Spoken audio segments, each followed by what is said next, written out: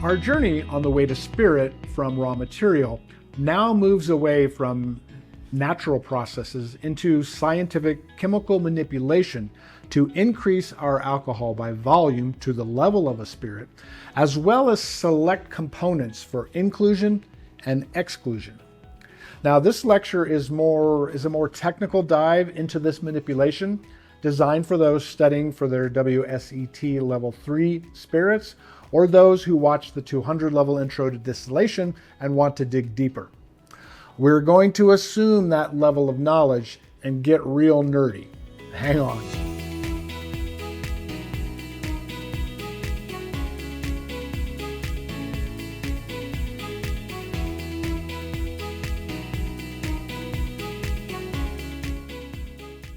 All right, so we can break distillation into three parts. One being how we handle our fermented raw material inputs and get them to start vaporizing. Then secondly, what we do to those vapors before the final step of carving up those vapors for inclusion or exclusion. So our step one is vaporizing. Vaporizing is changing the state of material from solid or liquid into a gaseous vapor. Now, we use the word vapor instead of gas because our vapors include tiny liquid droplets, visible like the way you can see steam from a boiling pot, and it also contains invisible gases. This concept of visible and invisible is easy to understand in the way that we can see steam or clouds, but we can't see humidity, even when it's very high. We also know that the form water takes changes very easily between solid, liquid, vapor, and gas. A warm breath on a cold pane of glass instantly transforms gas to liquid.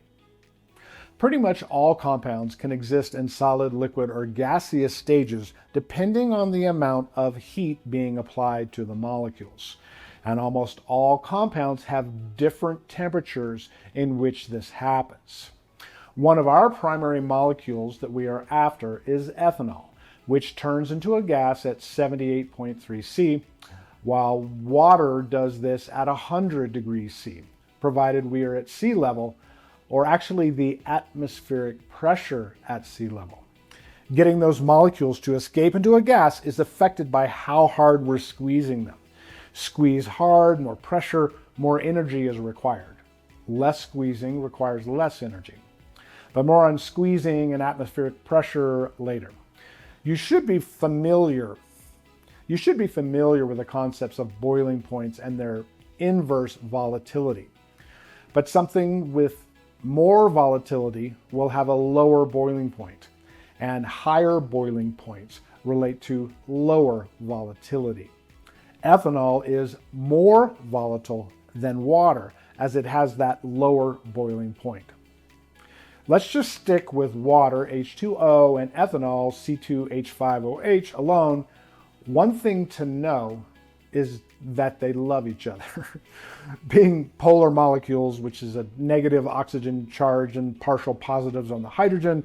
Anyway, that allows for the formation of very strong intermolecular hydrogen bonds.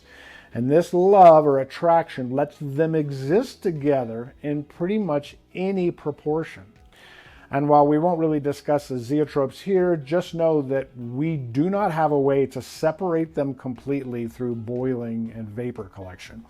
Once we get to 96% ethanol, we can't get this liquid to give up more ethanol. The vapors that come off will have the same ABV as the liquid. But before that, back in, say, we have a 10% ethanol fermented liquid, we can get the vapors to have different concentrations than the liquid. Now we're going to follow the WSET methodology and call the individual components in our liquid fractions going forward. Our hypothetical pure water and pure ethanol mix is then comprised of two fractions. Now this fraction concept will make more sense later when we start to deal with thousands of them in a fermented liquid.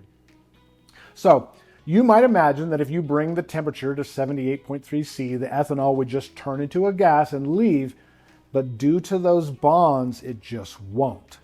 our 2-fraction ethanol water mix will have a boiling point of between 100 C and 78.3 C, depending on the concentration of each in the liquid. And if that ABV of the liquid changes, so changes the boiling point. This is a very important thing to understand. Now, why does it change? Well, the vapors coming off the boiling liquid are not pure ethanol, but do have a higher percentage of ethanol in them than the liquid. Expand this to 1,000 fractions, and the fractions with lower boiling points or higher volatility are going to be more concentrated in the vapors from the liquid when boiling at a lower temperature. As we increase the heat and the boiling point of the liquid gradually increases, our more volatile compounds have mostly already turned to vapor, and we change the concentration of the vapor to now include less volatile compounds as well. But we're only talking concentrations here. It's not a pure fraction separation or isolation. Now, before we move into the next step of dealing with these vapors, it should be somewhat intuitive to also assume that the application of our heat can manipulate these concentrations. If we take our liquid and boil the hell out of it, this violent boiling is going to contain a messier mix of fractions in it than if we did a slow, gentle simmer with gradual temperature increases.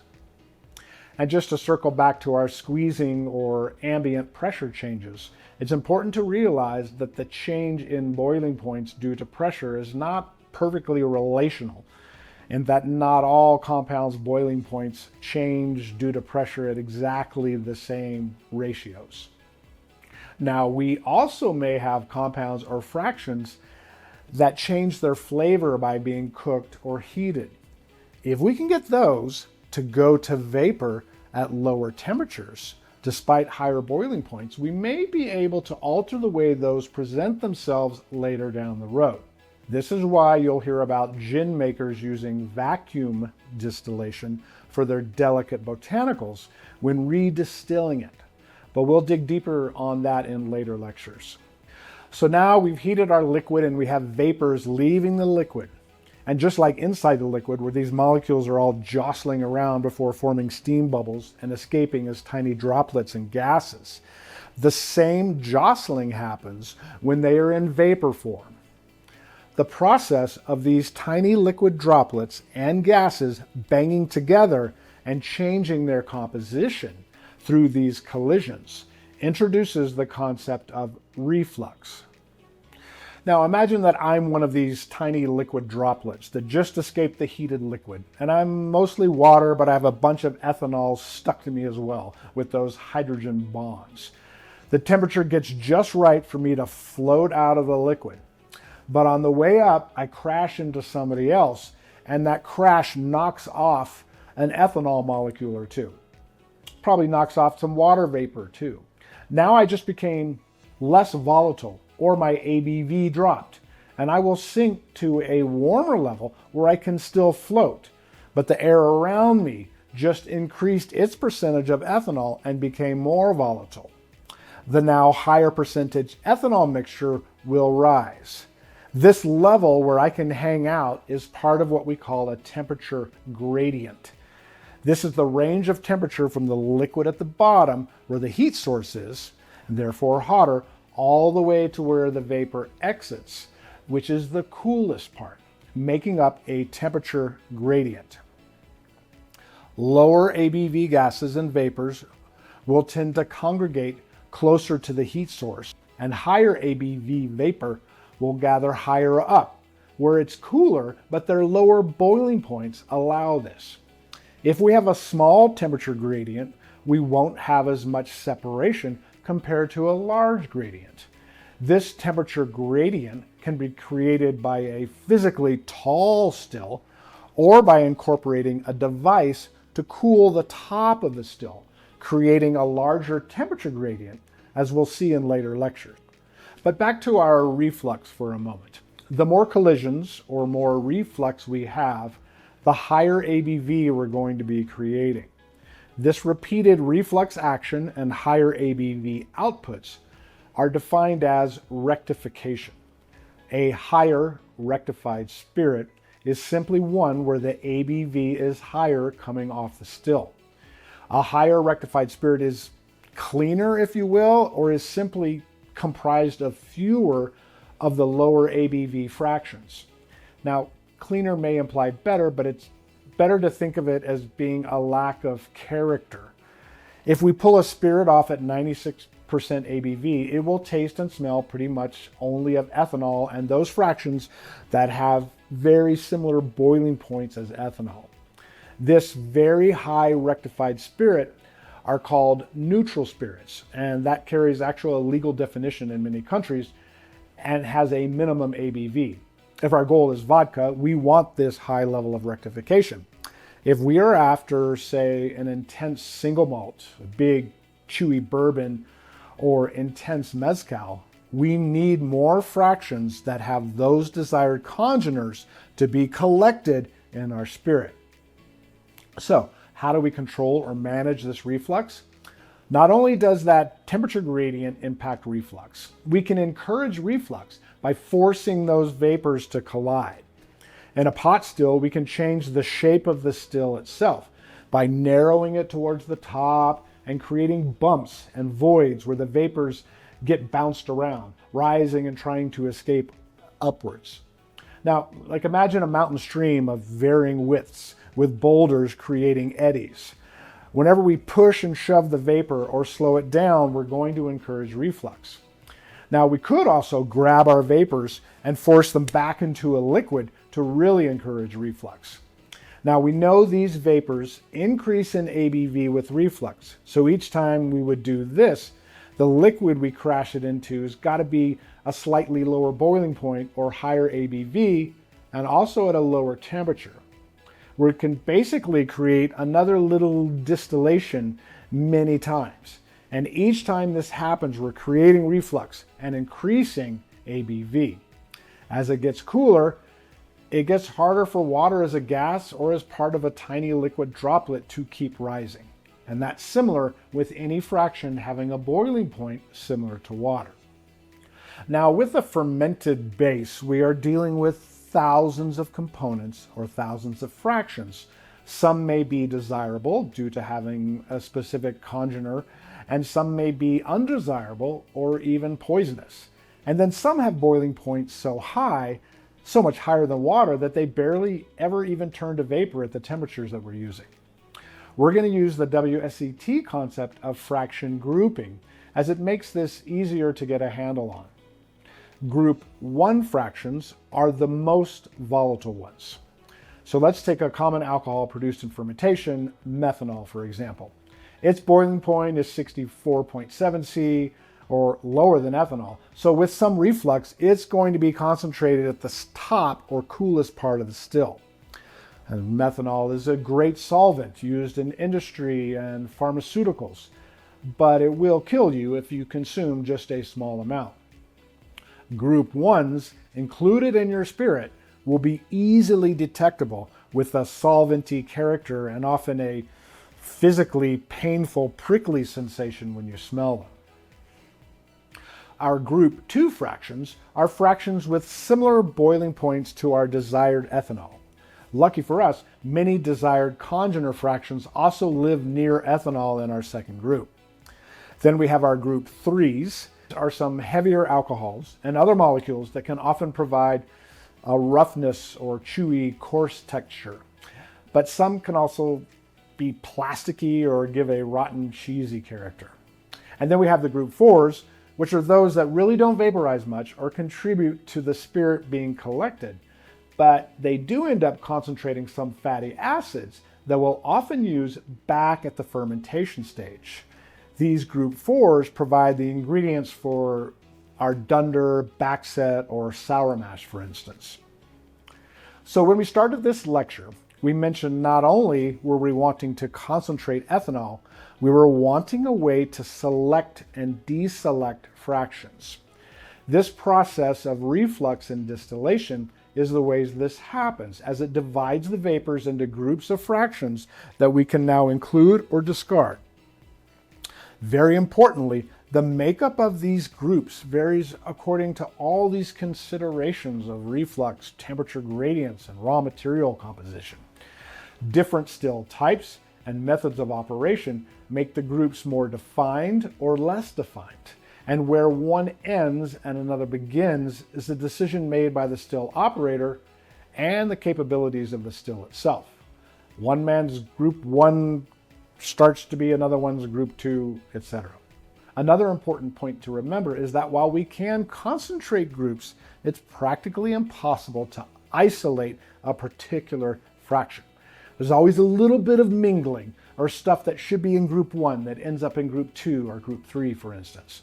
Just looking at our ethanol, for instance, while it gets concentrated in those group 2s, some is still hanging out in the group 1s and the 3s, and some, though not very much, even gets trapped back in the group 4s.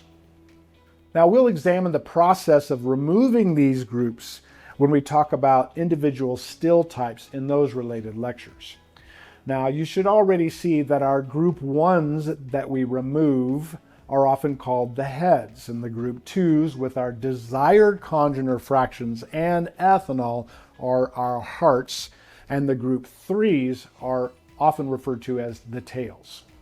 We'll also leave the process of turning these vapors back into liquids or condensing them, hence the term condenser, when we go into those still type lectures. Now, before wrapping this up, we kind of have to go back and revisit a WSET Level 2 spirits topic where it's stated that raw materials, their fermentation, and a spirit's aging and maturation are the flavor creation steps. Yes, for level 2, they are the primary ones, but now we're at level 3, and you'll see there's more to it. There is additional congener creation that can be encouraged during distillation. If we were to slow this whole process down and just give our fractions time to hang out together, some will react with others and form new fractions. For instance, our fatty acids and alcohols that may have wanted to hang out in their respective group 3 and group 1s can combine and form esters, new compounds that now slide into the group 2s.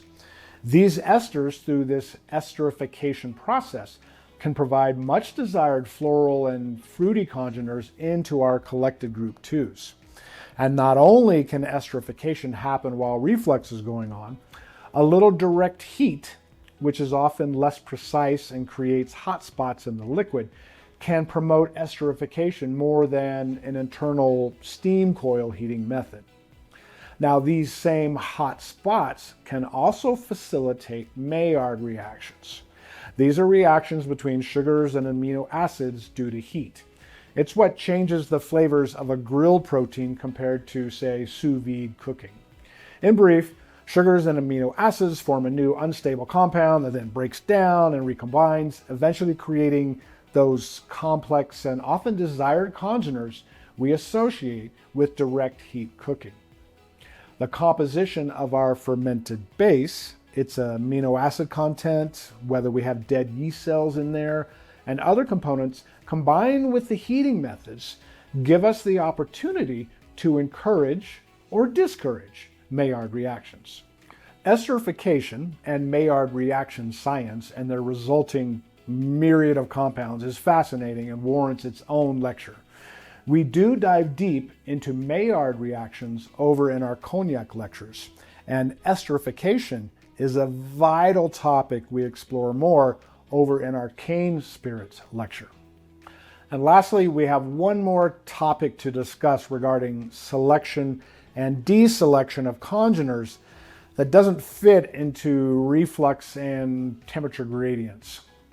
Many different yeasts often produce varying amounts of sulfur compounds during fermentation. Unluckily, these are very noticeable to our olfactories, and many of these will want to congregate in our group 2s.